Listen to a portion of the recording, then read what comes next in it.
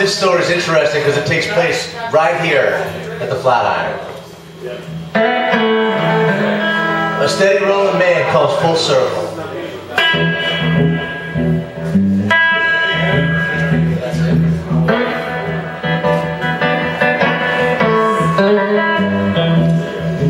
So what's a guy like him doing in a place like this?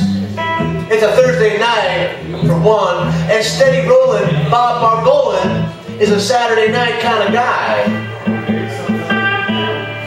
He did not spend his green years seated at the right hand of Muddy Waters, sucking it up and throwing it down into the opening act on a freaking Thursday. In a basement bar in downtown Greensboro, no less. The Flatiron. Maybe you heard it. Subterranean headquarters for the city's hipster, musician, and general inebriate quotients.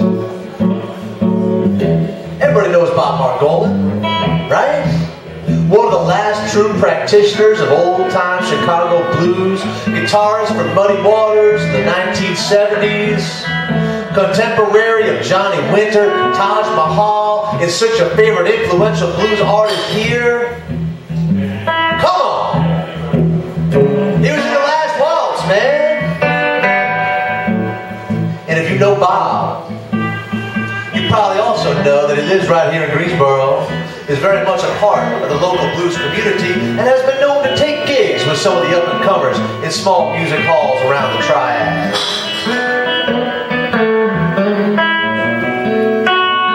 So maybe it's not so strange seeing Bob Margolin on the Flatiron's abbreviated stage, leaning into his well-seasoned acts while the crowd grows deep enough to make the walls bulge. On a Thursday.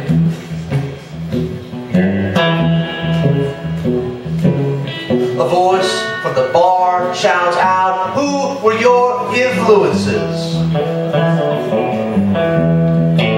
Well, I wanted to play the guitar because of Chuck Berry's music. Margolin answers. And how did you get the nickname Steady Rollin'? She wants to know. Well, that's a long story involving Muddy Waters himself, a college radio DJ, and a cut by the Robert Johnson Trio made way back in the day called Steady Rollin' Man. And after telling the tale, Bob Margolin launches into his own version of the tune that gave him his name.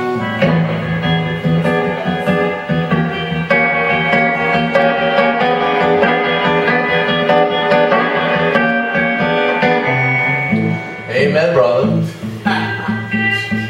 Bob Margolin is no stranger to rooms like this, with beer rings on the bar tops and smoke gathering in the corners, and well-used whiskey bottles that pour all night long.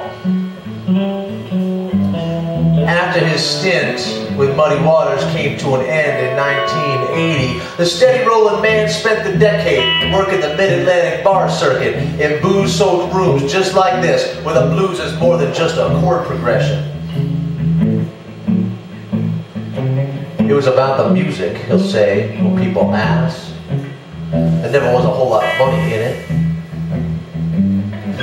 And tonight, on stage, he remembers Greensboro's Nightshade Cafe.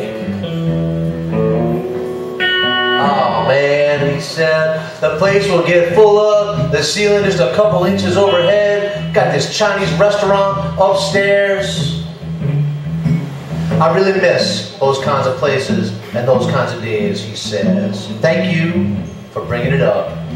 And then, just like that, he launches into The Thrill Is Gone, which you gotta know is a Roy Hawkins tune and not just something pretty that B.B. King makes with Lucille. Bob plays the Hawkins version, a tight lead, and then it messes with the meter.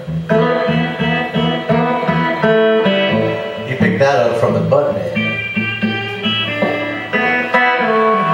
And then it creates this sonic pocket, and then he's inside it, bending the neck and stretching the strings in a solo that starts like gently falling snowflakes and ends like a blistering, roaring blizzard. The note notes have power, enthralling some, inspiring others, and every guitar player in the room is trying to pinch these licks. And then Bob Margolin leads into Johnny Be Good, the number that made Chuck Berry, and by proxy, Bob Margolin, a star.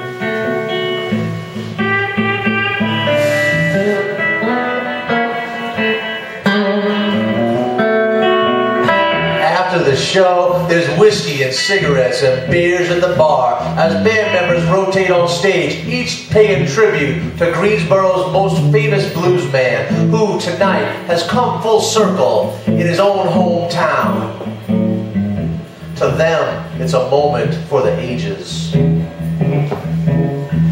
But the steady rolling man keeps a cool head. I don't think I'm very famous, he says afterwards. To be well known in the blues world is like being a jumbo shrimp.